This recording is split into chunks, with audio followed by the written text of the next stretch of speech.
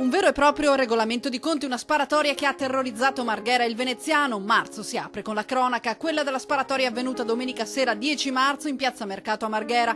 A morire crivellato di colpi di pistola davanti al bar Aido Porte, Aydin Isaac, giovane macedone in gravissime condizioni, un amico connazionale.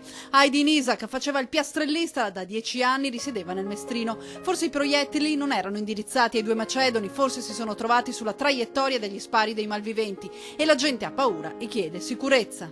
Se non dotiamo le nostre forze dell'ordine degli strumenti adeguati, è chiaro che il controllo sul territorio può essere meno penetrante. E carcere a vita, ergastolo, è la richiesta dei giudici veneziani nei confronti di Renzo De Cleva, il 55enne di Marcona accusato di aver ucciso il 6 luglio del 2011 nella propria abitazione la moglie Lucia Manca e poi di aver tentato di eliminare il cadavere abbandonandolo sotto il ponte di Sant'Agata a Cogollo del Cengio. Per il PM l'informatore farmaceutico non ha attenuanti, ha sempre mentito anche ai carabinieri fin dal momento in cui denunciò la scomparsa della donna. Troppe voci è un comportamento nei confronti della moglie anche da morta sicuramente molto grave, molto meschino quasi direi.